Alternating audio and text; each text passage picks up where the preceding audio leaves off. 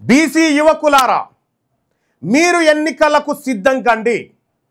BC మేధావులారా, గ్రామీణ ప్రాంత మేధావులంటే మళ్ళీ ఇట్లా బయోడేటాలు జేబులో పెట్టుకొని తిరిగేటోళ్ళు కాదు. మీరు బీసీ మేధావులారా, మీరు గ్రామీణ ప్రాంతంలో చర్చలు చేయండి. ఈ ప్రజలకు జరుగుతున్నటువంటి అన్యాయాన్ని పసిగట్టండి. వీటిని చెప్పకపోతే వీళ్ళు చెప్పినారా ఎవడన్నొక్కడు ఇది నిలబడదురా అని చెప్పి ఎవడని చెప్పిండా?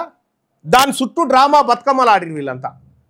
దాని చుట్టూ బతుకమ్మలు ఆడిరు. దీంతో వస్తుంది వచ్చే అని చెప్పి వీళ్ళకు చిత్తశుద్ధి లేదు. ఎందుకంటే వీళ్ళు బీసీ ఉద్యమాలని ఖతం చేయడానికి తిరిగేటువంటి దొంగల ముఠా వచ్చిందోటి.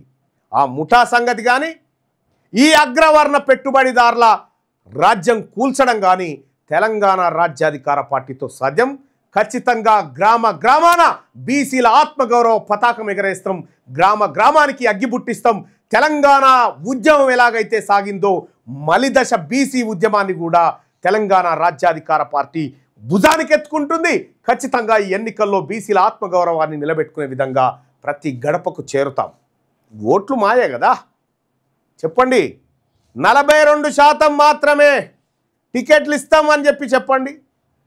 ఒక మంత్రి అయి ఉండి మంత్రికే ఏమి చెప్తున్నామో సోయి లేకపోతే ఆ మంత్రి గారికి ప్రెస్ మీట్ పెట్టుకొని తోలిన ముఖ్యమంత్రి కన్నా సోయి ఉండాలి కదా. అంటే వీళ్ళందరికీ ఎరక ఇది మోసపూరిత ప్రకటన అని ఎరికే. ఈ మోసపూరిత ప్రకటన మళ్ళొకసారి చేద్దామని ఎరికే. బీసీ ప్రజలారా కర్రుగాల్చి వాత పెట్టాలి. కాంగ్రెస్ పార్టీకి కర్రుగాల్చి వాత పెట్టాలి.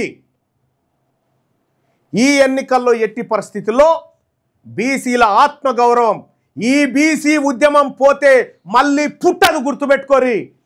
మళ్ళీ జన్మ లేదు. ఏం చేసినా ఇప్పుడే సావో రేవో తేల్చుకుందాం, సమరంలోకి దిగుదాం.